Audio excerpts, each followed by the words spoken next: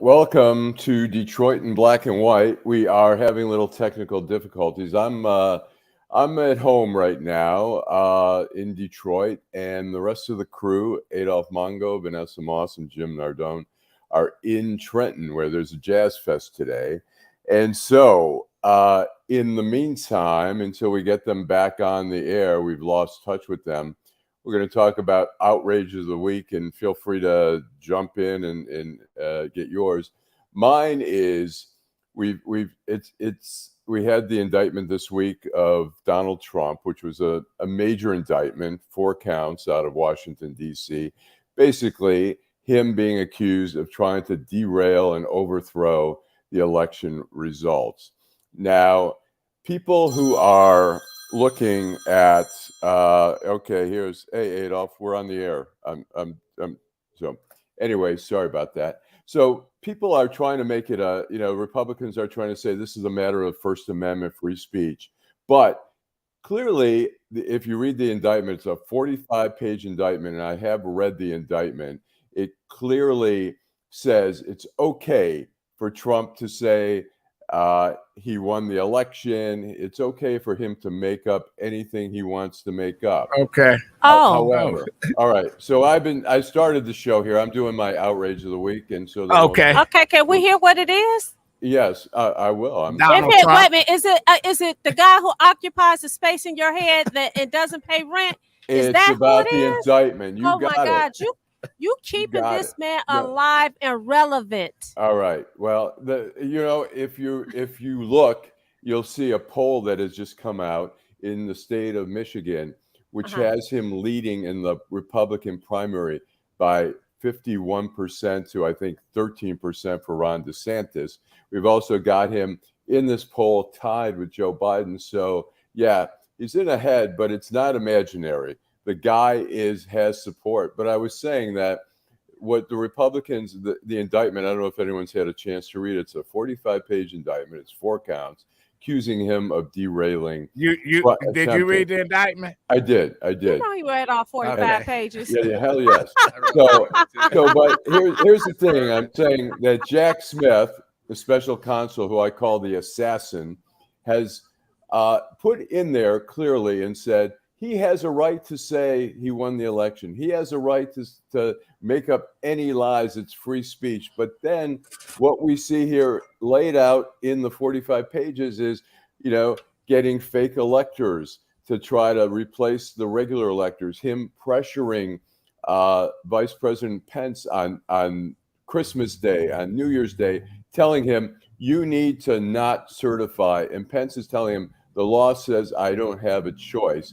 And so there's a lot of stuff, conspiracy there. But the Republicans, and I just want to play this real quick of Kevin McCarthy, the disingenuousness. So before you play this, Allan, let me ask you this. Yes. Are you saying that you have a problem with him being able to say what he wants to say? No, absolutely not.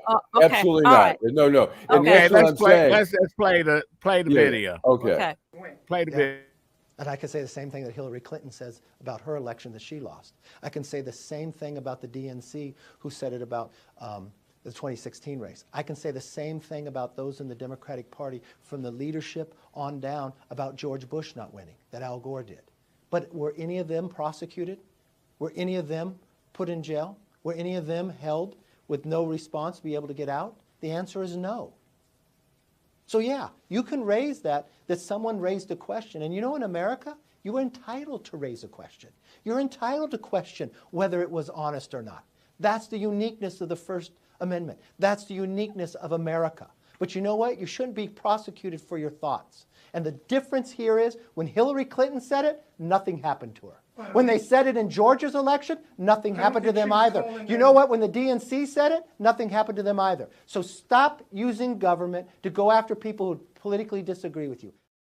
No, I'm saying what he's saying is that that Jack Smith says in the indictment it's okay for you to say anything, but then Hillary, Al Gore did not go and plot and call Secretary of States around the country and lawmakers and try to pressure them to overturn. He did not create fake electors. He did not try to replace his attorney general who wanted the replacement wanted to send letters to the key states saying that there was irregularities and that you should not certify. You know, Allan, that's your outrage can take up the whole show. Yeah, you got it. We're gonna move on to Vanessa. Your outrage Okay, of the week. My outrage has to do with these 6 Caucasian Mississippi cops that pled guilty to torturing 2 black men with sex toys, stun guns, etc. Now, these are officers that took an oath, a duty to protect and serve, right? Not only did they break the law, they kept breaking the law because they tried to cover up what they were doing. That is outrageous because as people, we depend on the police. We call the police for help. We call the police to protect. And for them to do something like that is outrageous. Now, I will say the fact that they decided to take responsibility after they were shown all the evidence that they have against them, and they decided that they weren't going to go through the process, and they decided to plead guilty. I guess that's a good thing. But I'm outraged that you think that you can do things like this, that you could do something like that you could get away with it. And fortunately, they did not. So that's my outrage. I agree. I'm with you. Okay. Jim, your outrage of the week. Good morning. Thanks for having me today. My outrage is with the recallers. Okay. I'll call them recallers. So we had an election last November here in Michigan, and now they're trying to recall 4 or 5 House members. One just happens to be downriver here, Jamie Churches. Now, I was on the other team, all right? I helped the other team. But Jamie Churches is the duly elected state representative for the 27th district. Jamie Churches deserves an opportunity to do her job in the Michigan legislature. Whether we agree with her or not, we don't recall people. We run against them the next time. She is elected, and I think it's a disgrace to have a recall less than a year after somebody's been elected and served. What's the basis? What's the basis of the recall? Yeah, what's the basis? Well, it was turned down, but I think it's a gun rights organization that's been pushing this. I don't know exactly who's pushing it. I don't know exactly what the basis is. They're trying to get 4 or 5 of them. Well, no, they got about 5 Democrats, 2 Republicans. They mad at them. You know, the Republicans have, I guess, voted with some Democrats, and so that's a no-no. Oh my goodness! Listen, didn't Ronnie King say, "Can't we all get along?" So you mean to tell me they can't get along? So that's what they're fighting about. They're fighting about their opinion, their position. Jim DeSena down in Monroe County, who is the newly elected Republicans, having some issues with a possible recall too. So this is just ridiculous. Once they've been elected, they were elected by the people. Who? Well, wait. But isn't it a right? Don't you have a right to say, "Hey, we want to do a petition for recall"? I mean, isn't it right for them to do it? You could be irritated about it. No. What you mean, no? They're doing it. Because now you don't even know the law. The threshold now. Wait a minute. The threshold now is they make it tougher. When I was a reporter up in California, but that's my point. No, see, that's my point. Zip it. Let me finish saying what I'm saying. No. Lucky we got a little audience here because I was going to say something. Anyway, we had up in the Kalamazoo area back in the early 80s, they had a recall in a township every 6 months. They recall 5 supervisors. The state said enough is enough. You got to wait till at least 6 months or whatever. They was recalling people from day one. They won the election, and then 2 weeks later we recall them. So now the threshold now is higher because Republicans who control both houses forever in Michigan, they made it tougher. Right. So now I'm backfired on it. But it's not enough. So they changed the threshold, but people can say, "Hey, we want to recall these people." I think your frustration is the fact that, listen, People elected these people. Let them finish out their term. Why are we spending time, money, and efforts? Because they want to do it. They want to do it. You know what? This is America, right? We live in a free country. They tried to recall Dennis This is America, right? We live in a free country. What is this? Red and blue country. Okay, we whatever. in blue now. I disagree. This is blue. Whatever. Bill that she sponsored, I disagree with it. But she gained the right to move that bill forward and sponsor that bill because she was elected by the people of this community. And the people of this community made a mistake electing her because she is a wolf in sheep's clothing.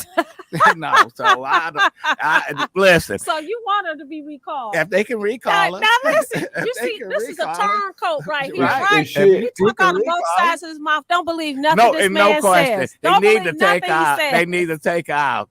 You get paid for getting criminals off.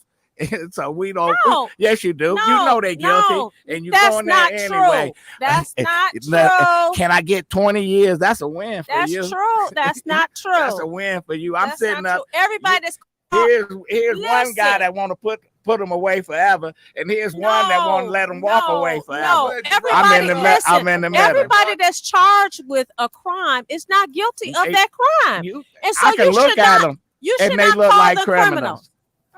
That's what they said about Stephen Murphy. Right. Steve Murphy did say that. That was one of my outrages too. Let me do my outrage, and this right up your alley.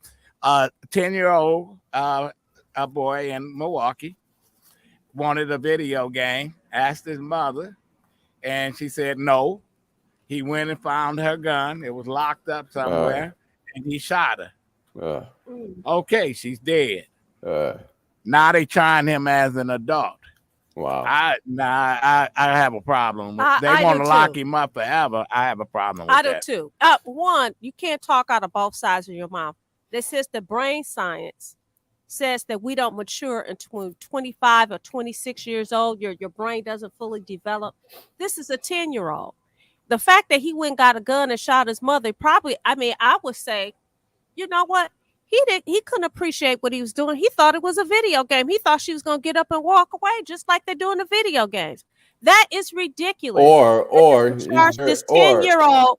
He's got some mental. Charge him with murder. First degree murder. That's outrageous. He's got some serious. No, I'm going to say the kid has some serious mental health issues, and I think that it's like. Well, I can tell you, Ethan Crumbly. Have you diagnosed him?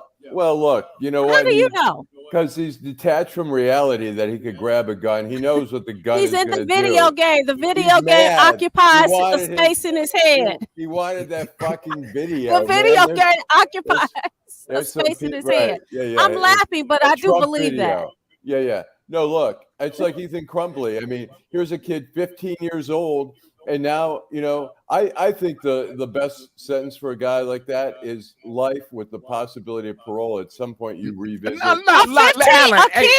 Alan, when you were a reporter with the Detroit News one time, several decades ago, right? There was a young man in western part of Michigan that ambushed his mother, his father, and his sister.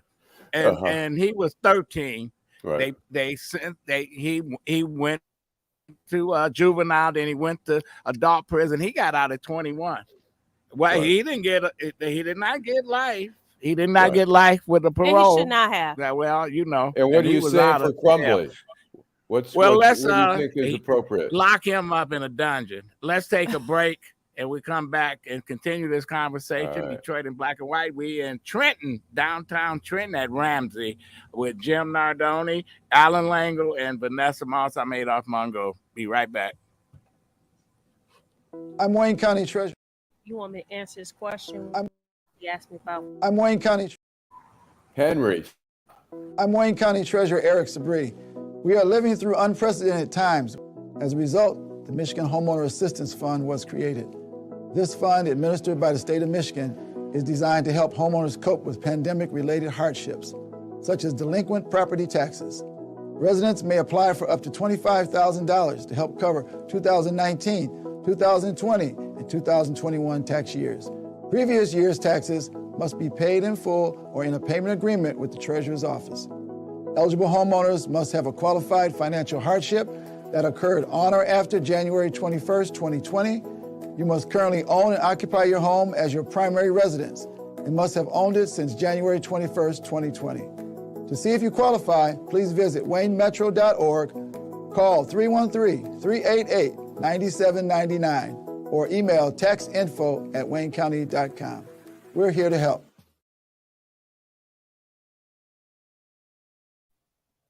All right, we're back. Can you guys hear me? All right, we are currently frozen here, so we're going to continue. Okay, we're back. Right. Answer Allan's question before we move on to the interview with Garlin Gilchrist. You asked me, what do I think should happen to Ethan Crumbley, right? Yep. Yes? Yes, that's my question. So, listen, he's still in trial, right? No. He pleaded guilty. They're having a hearing, a sentencing hearing right now to determine what his sentence should be. I think he's 15 years old. I don't think he's 17 now. I think he's 17. But at the time that he committed the crime, he was not. 15. Right. And so, if I was defending him, of course, I don't think that he should get the maximum of what they're proposing that he should get in terms of time. Clearly, this young man has some issues. I mean, they talked about the drawings, the mental health, how the parents would just leave him and that kind of thing. I think those are mitigating circumstances, and I think that those things should be taken into consideration. Now, let me say this, that if I was the parent of one of those kids that passed away, I would say, hey, he needs to go away forever. But I'm not one of those parents. I am removed in the sense that I'm not the parent. I am an attorney. I am a defense attorney. And in particularly, I practice law in the juvenile system. So that's my position. Allan, I got one other problem with that case. How long are they going to hold the parents? It's like, man, they've been there, 2 years, going on 3 years? It'll be 2 years in November. It was in 21. Is this Guantanamo Bay where they just locked them up? Yeah. But are they really punishing the parents? We don't know. We don't have we don't know whether or not the holdup of them getting going through the process has something to do with motions being filed, etc. Right. Now, I do agree that why are they locked up? Because I don't believe that they should have bonds. I am totally against the bond system. Now, do you have to work with the system that you're in? Yes. But why are they sitting there?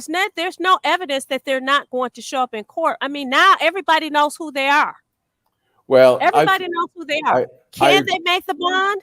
They should be able. Well, they should be able to be let out right now pending trial. But right. I mean, the reason they're behind there originally is they ran when they were in hiding. I remember that. And so, and here's the thing is that, I mean, whether there's an argument, obviously, whether they should be charged or not. They're charged with 4 counts of manslaughter involving the 4 people who were killed, not the 7 who were the other 7 who were injured.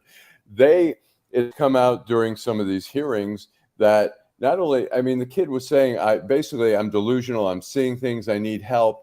He told his parents that. What they do, they bought a gun for him for Christmas. They took him to the shooting range just days before. I mean, it's the height of, I mean, there's something wrong with them.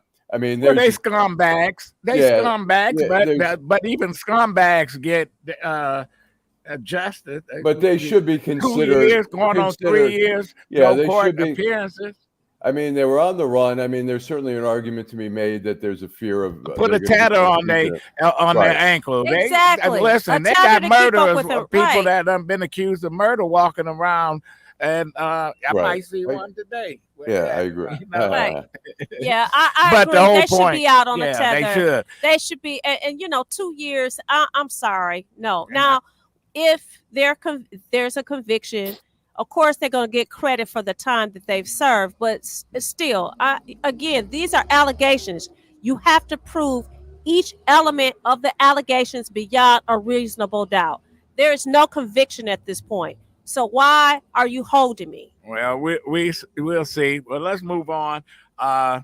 we did an interview with our lieutenant governor midweek. Why don't we play that video, Allan? All right. Economic opportunity, increasing access to affordable housing, making sure that we had a great life for kids in cities, delivering on environmental quality and justice, and transportation and transit. And based on those conversations, both in 2019 and in 2021, what you're seeing in the budget that the governor just signed yesterday are some specific and direct wins for cities across Michigan. Detroit, Flint, Benton Harbor, Saginaw, and every other city is going to benefit from everything from the investments that we're making, whether it's in education, providing more per student, more for your school-age child than has ever been provided in the history of the state of Michigan, including free breakfast and free lunch, so we don't have any hungry children in the state of Michigan when they're at school, to making sure that we are delivering more affordable housing, because you know that our people are still working to make sure they can afford homes and that they can have better jobs to be able to afford homes at the same time. And so this budget delivers a $50 million annual investment in perpetuity to invest the state money in affordable housing. That means more homes for more people and more size that people can work with. We also have done some things that are very specific for people living in urban communities and Black community in particular. As you know, I led the Racial Disparities Task Force during the COVID-19 pandemic, and we fully funded the recommendations of that task force, including creating community health zones that are going to help us deal with health disparities overall, the way we dealt with health disparities specifically during the pandemic, mobile health clinics, investing in preventative services, screening, the Healthy Moms, Healthy Babies program that's going to reduce the mortality rate disparity between Black women and white women when it comes to pregnancy-related deaths. We're just really making a big difference for our community, and I'm really proud of that work, and we've got a lot to do. Ain't no question. You know, the Snyder administration just let Flint get poisoned by the lead and stuff. What is your administration, you and the governor's administration, doing to get that? How you dealing with the Flint fallout? Well, look, there was so much mess to clean up there, and the way that city and the community was treated by our predecessor is unconscionable and wrong. And so what we tried to do is make sure we have shown that the state actually has a commitment to life and commitment to serving people in the city of Flint. We have worked to continue to accelerate the progress on replacing lead service lines, working with the mayor, Mayor Neely, to make sure we can get that done. We also have accrued some innovative programming in Flint specifically. I want to talk about something actually that was approved in the budget yesterday. I was in Flint yesterday morning for the announcement of a first of its kind program in the nation that is an anti-poverty program. It is a deal with racial health disparities program. It is called RX Kids. And what it says is that for every expectant mother in the city of Flint, they will receive a monthly, no strings attached, prescribed check of $500 for every month of their pregnancy, all the way through their child's first year of life. This is a game-changing thing that says that, you know what, poverty contributes to poor health outcomes. And the city of Flint is now a national leader because the state of Michigan, in partners with the Charles Stewart Mott Foundation, we came together to say that, you know what, we're going to show the country what it means to alleviate poverty, to position families for success, and to position young people to be healthy. And that's the kind of thing that we felt was important to do in Flint specifically because of how the community had been treated. So this is going to be a game changer. I'm really proud. And I was in Flint yesterday with a whole bunch of newborn babies and a whole bunch of mamas to announce that program, because we're really showing our Michigan as a leader. There's no question. And you know what, when people talk about Flint, Benton Harbor, Detroit, Pontiac, what about the cities like Albion? Because they've been hurting, plants closing, and now Marshall is getting a boost. And I talked to some folks over in Albion. They feel left out, but they do say, you know, you have been there, and I've been there, and you talk to them and stuff. So how can we help cities like that? Well, the truth is, every city, every person, every community has a place in the future of the state of Michigan. That's something I want people to feel from the governor and myself. And yes, I have been to Albion speaking with the community, whether it was during the COVID-19 pandemic when they had this very, very innovative approach to a mobile vaccination site that I was able to visit and that we supported as a state, to the work they're doing on economic development in partnership with the college and everything between to renew that the downtown and sort of central area of the city.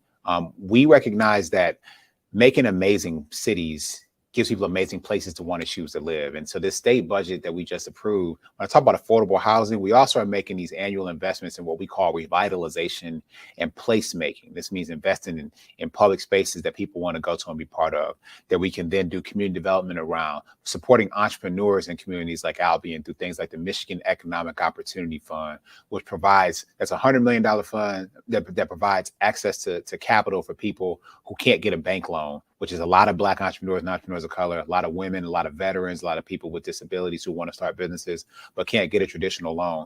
Those loans are making a difference in communities like Albion, where people can get that startup capital to create something new, put an idea into the world, create jobs for people in the community, especially young people. And the revitalization and placemaking grants are also going to help renew that community so that people will want to stay there so they can succeed there. Yeah, you know what? Time for one more question. Okay. The public schools, should the city and control DPS? You know, somebody they losing a lot of students and stuff, and there's folks that saying somebody need to be in charge of it. You know, the state, the city, or what? How we can bring back our kids coming to Detroit public schools, because when I came back to Detroit, we had almost 200,000 kids. We got what, 30,000, 40,000? Yeah, so I mean, just to say, my kids go to Detroit public schools. My twins are starting the 5th grade in the fall at Edmondson, and my baby girl will start kindergarten at Edmondson over there in Woodbridge. And I know that our education professionals are doing everything they can, and we want to make sure they're resourced. That's why this education budget we just signed is such a big deal, whether it's getting a free breakfast, free lunch, more money per student for better resources, more money for school infrastructure so you can get air conditioning and fix anything that's broken in your school building, but also making sure that we are providing better pathways for more people to become educators. We need more Black male educators in the system in Detroit. I went to school in Detroit public schools for the first half of my childhood and never had a Black male educator. So the things like the paying for student teachers to be able to get stipends while they're teaching, the My Future Educator program to create tuition-free pathways to become an educator, that's going to have a direct impact on Detroit public schools, and I think lead to better educators being there to help strengthen our system. And we just got to make sure we're getting those resources effectively there. And then the last thing I'll say is this state budget approved $94 million for the right to literacy in the city of Detroit for Detroit public school children. And that's a big statement from the state of Michigan saying that, yes, we have a responsibility to make sure that everybody has a pathway to being an early reader and therefore being a stronger student and a stronger citizen. And that's something we're going to invest in. And no question. Last question. Your future. What you going to do? My lieutenant governor. I appreciate that. What you gonna do? So I am, first of all, I'm going to continue to put points on the board as lieutenant governor of Michigan. And I hope that people look at my record of service and see that I'm someone they want to continue in public service at the state level for years to come. You know, I support you. So whatever you're going to do, I'm with you. Just call me. And I appreciate you coming on and talking. You know, I'm going to be calling you again, man. I appreciate that, sir. Thank you very much for the support. Thanks to your listeners. You're doing great work for the community. Okay, thank you. All right now. That's Lieutenant Governor Garlin Gilchrist. And he don't want to say it, but they playing politics down here in the city of Detroit. Right. Mike Duggan want to run for governor, and about 20 other people want to run for mayor. Big Gretsch want to run for president.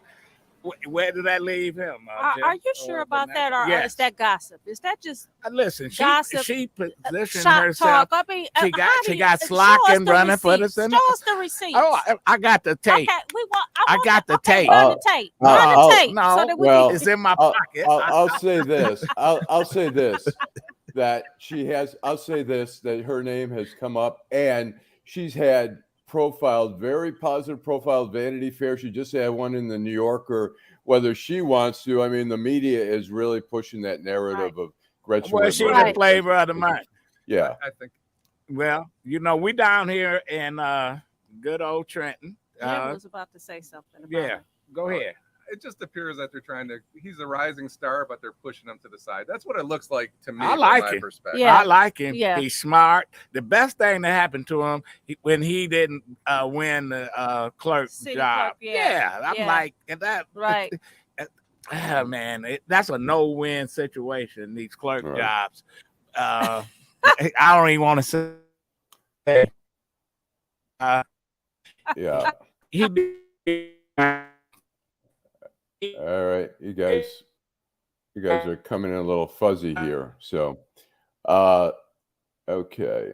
All right. Well, anyways, while they freeze, we have another guest, friend of mine and the host of The Week That Was, a show on Fridays that we have still on Deadline Detroit. Anyways, we have Saeed Khan here. And Saeed is let me bring Saeed in here. We've got Saeed. Saeed, welcome. Saeed is a professor at Wayne State University in studies of Near Eastern studies, correct? Which includes the Middle East. And Adolph wanted somebody to talk about Israel and the Palestinian issue and the Middle East. First of all, what the hell is going on in Israel? What do you see? What do you make of all that's going on, and sort of explain to our readers who don't follow what's happening there? Sure. Well, first of all, thank you for having me on. And thanks for being here. The issue of Israel right now, especially regarding Israel-Palestine, which I'm sure a lot of people, when they think about Israel, that's the main topic or the main lens by which they see things. And actually, these days, it's probably taking a back seat to other issues that are going on in Israel. Foremost, a lot of protests by Israeli citizens, almost all of them from the Jewish community, who are protesting the current government and the current ruling coalition of political parties led by Prime Minister Benjamin or Bibi Netanyahu. It's a coalition that is, by all analysis, not just center-right, but in many ways really far to the right, in an unprecedented way in Israel's rather short 75-year history. And the current protests that are going on are about a series of laws that the Knesset, the Israeli parliament, is passing that will limit the powers and the authority of the Israeli Supreme Court, mostly to strip the court of jurisdiction of cases and essentially giving the parliament an override of any of the decisions that the Supreme Court makes under what's known as what used to be known as the reasonableness standard.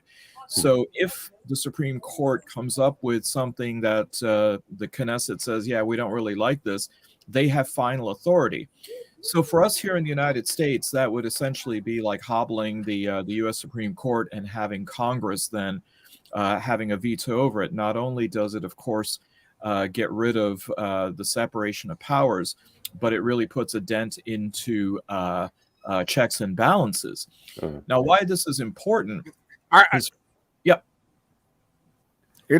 Professor Khan, some people say already that we lost our Supreme Court with the way some of these justices are acting. But I have a question about in Israel. While I was happy to see the protests of folks that was concerned about Israel turning into a religious state, etc. What about the Palestinians? How are they going to deal with that issue? Lost in all this protest, nothing was said about the occupation of the Palestinian people. Well, there are some things that are being said, Adolph, with regard to what's going on with these protests. Now, first of all, I think it's important to realize that the Israeli public that's out there protesting is about 10% of the entire population of Israel. So about 1.5 million people are taken to the streets on a daily or a nightly basis. Imagine then if we had 10% of the American population out there protesting in the Washington Mall, that would be somewhere along the equivalent of 33 million people. Certainly more than showed up at Trump's inauguration. But the fact that you have that kind of energy that's out there is also taking into account what might be the impact on the Palestinian population. Because one of the things that is being now considered is that those kinds of safeguards that the Israeli Supreme Court had on unlimited and unbridled expansion into the West Bank, including the annexation of the West Bank absorbed into Israel without any change for the status of the Palestinian population there, that's part and parcel of the protests against what the Knesset is doing. So I wouldn't say that the Palestinian issue is completely off the table.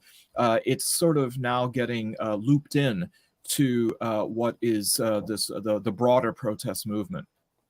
So I see parallels in the U.S. and I see to Israel. I mean, one, we have Kevin McCarthy, who has been sort of beholden to this extreme right, where at the same time Netanyahu is also been beholden to this extreme right. We have also people are concerned about the Supreme Court in Israel being neutered because Netanyahu is under indictment, and they fear that the legislature is going to eliminate the charges against him. Do you see? I mean, should the U.S. be watching Israel and saying, "Holy shit, that can be happening here in the U.S."? Well, I think the United States is watching Israel. I don't know if they're looking at Israel as being sort of the precursor of what might happen here in the U.S. There was a law that was passed in the Knesset just a day or two ago, which, in fact, actually, it's been passed longer than that. But there's a challenge in front of the Israeli Supreme Court that people are worried that Netanyahu has essentially immunized himself from all of the criminal cases that are facing him. I guess in a sense, that's kind of like what the Department of Justice memo is, that you can't go ahead and indict or subject a sitting president to criminal proceedings because it would be too much of a distraction. Well, the question is whether or not in Israel this is simply kicking the can further down with the prospect that once Netanyahu is out of office, that he could then be tried.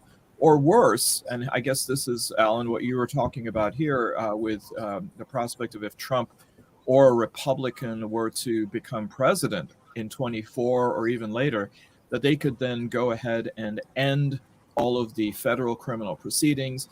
They could give Trump a blanket pardon, and all of that would then simply go away. So I guess I've read, I was reading that some of the Arab countries and the Palestinians are saying, okay, Israel is in turmoil. Don't mess with Israel now. Maybe they'll just self-destruct on their own. If we get engaged with them in any kind of fighting or something, we'll reunite the citizens, the country. Do you see that as a strategy of some of the Arab countries, of some of the foes there in the region?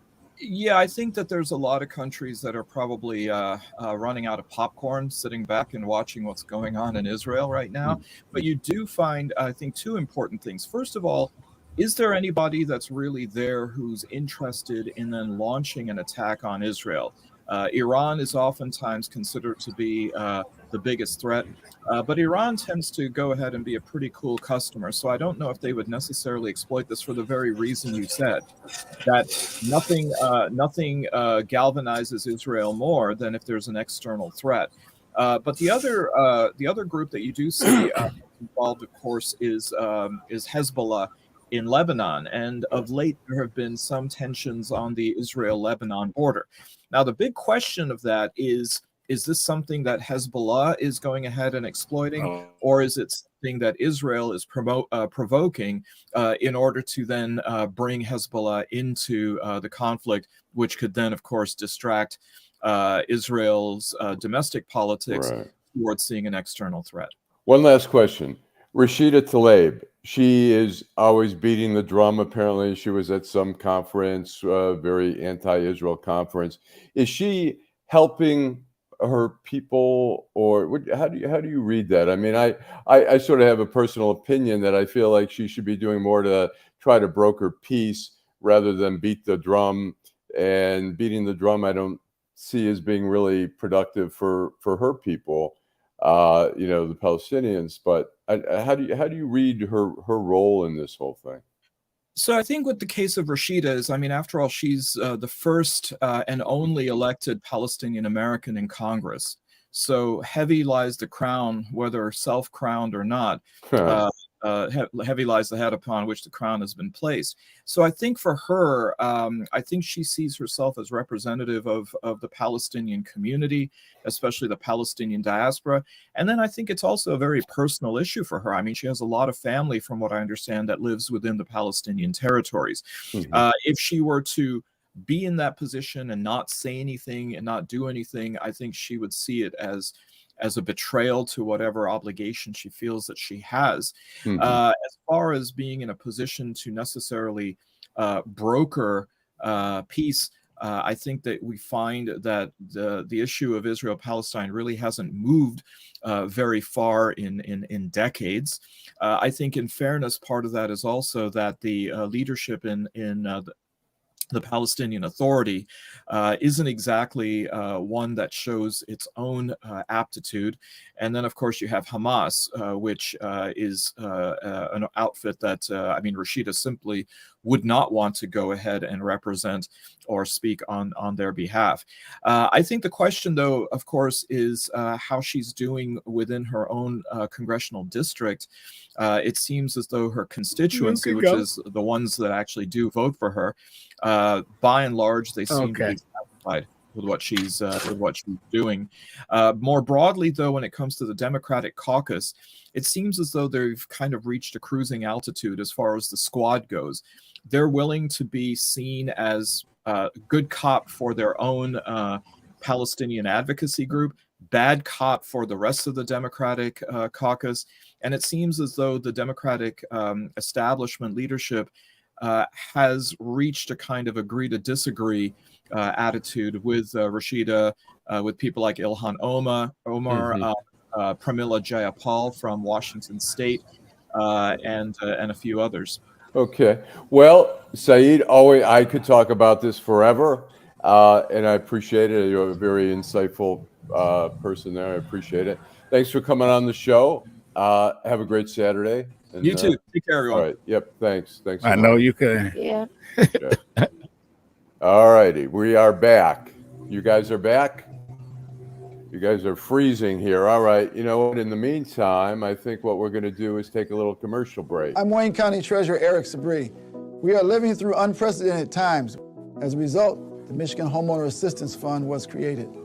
This fund, administered by the state of Michigan, is designed to help homeowners cope with pandemic-related hardships, such as delinquent property taxes. Residents may apply for up to $25,000 to help cover 2019, 2020, and 2021 tax years.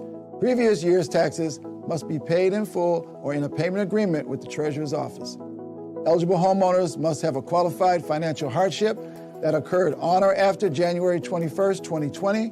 You must currently own and occupy your home as your primary residence and must have owned it since January 21st, 2020. To see if you qualify, please visit waynemetro.org, call 313-388-9799, or email taxinfo@waynecounty.com.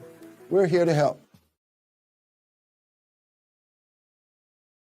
Okay, we are back. We have lost these guys over in Trenton there, where there's a jazz festival. I was also going to mention that today we have, and I'm not sure if it's also Sunday. I need to look it up.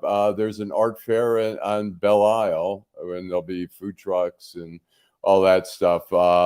Sometimes it gets a little crazy there on Jefferson where you're trying to get in on big events like that. There's a little bit of a traffic jam, but it's worth going to. And really, every time I go to Belle Isle, I'm just still in awe of what a great park it is. And really, people don't realize it, but it's bigger than Central, probably one of the most famous urban parks.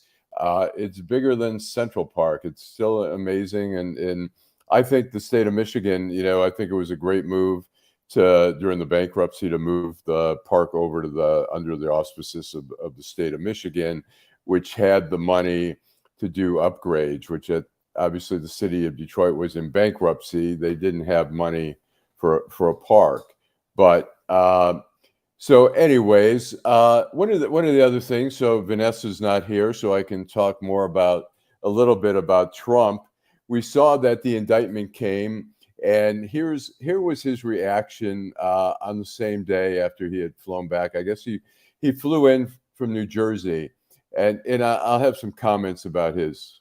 This is a very sad day for America, and it was also very sad driving through Washington, D.C. and seeing the filth and the decay and all of the broken buildings and walls and the graffiti.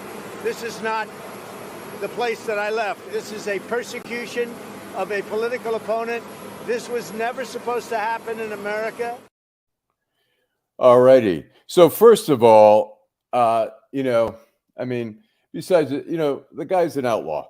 Okay, I'm biased here. He's a total outlaw there. But, the other thing, I lived in D.C. for 14 years. I was on strike here at the Detroit News, and eventually I got a job at the Washington Post in the near the end of the strike after being on strike for 19 months. But he talks about D.C. being all graffiti and run down and stuff like that. And I can tell you, he flew in to Reagan National Airport, which is just right across in Arlington there. I've taken that ride a million times, the cab ride home, going through downtown. And I can tell you, you see some of the most beautiful aspects of Washington, D.C. You see the grandiose parts of Washington, D.C. There is no decay. You're going by the Potomac River, which is you'll see people rowboating and whatever, or canoeing or whatever it is. You see people jogging. You go downtown, you see some of the most grandiose buildings. There is no decay. There is no graffiti. It's such bullshit. It's such a dog whistle of racist bullshit.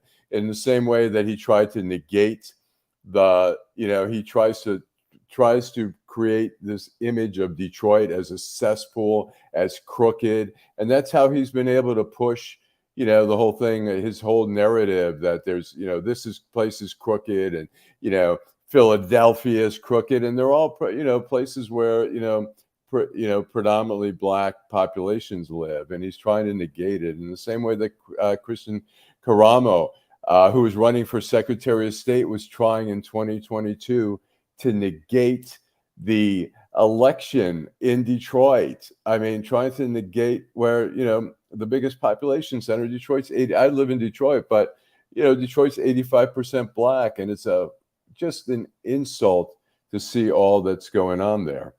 But anyways, so we've got those guys down in, let me look up this Belle Isle Art Fair to see what the deal is here. Also, by the way, the Belle Isle Art Fair is today and tomorrow, and it'll have, artists from all around, and they'll also have, food trucks and all that kind of beer tents, and all that kind of stuff. So it's worth, if you have the time to go down to Belle Isle. Like I said, I'm a huge fan of Belle Isle. The beach, people are still, I think people don't realize that we have a beach in the city. Belle Isle has a great beach. There's fishing there. There's a lot of walking. There's boating. There's, soccer fields. There's, obviously a lot of, places to barbecue and all that kind of stuff. So anyways, I just want to say thanks for, watching the show. We appreciate it. And we're always looking for, here's the thing. If anybody wants to send us a video, if it's a minute or less, you can send us your outrage. Just take your phone, hold it this way, and record like for a minute. Then you can send it to Detroit in black and white at gmail.com. I mean, as long as it's reasonable and it's not totally insanity, we will run that video there. And so, anyways, I think we're going to call it quits today, but I want to thank everybody. I want to thank Garlin Gilchrist. I think it's interesting. He's a very smart guy.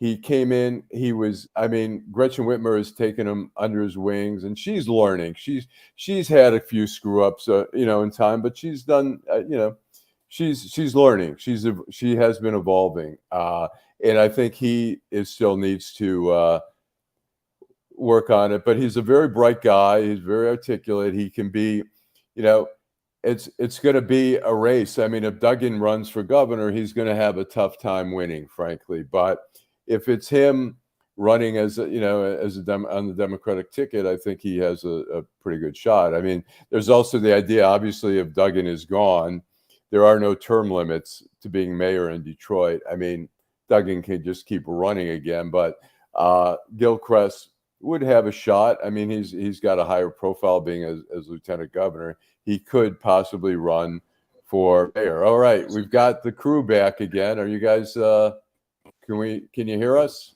Can't hear. All right, we can hear you now. All right. So, anyways, there we've got the Trenton 3. But anyways, all right. So I think that's about it for our show. Like I say, check out Belle Isle Art Fair. Check out the Trenton Jazz Festival. I don't know if it's going just today or tomorrow. I'm guessing it's all weekend. And anyways, so thanks for watching our show. And let's see here.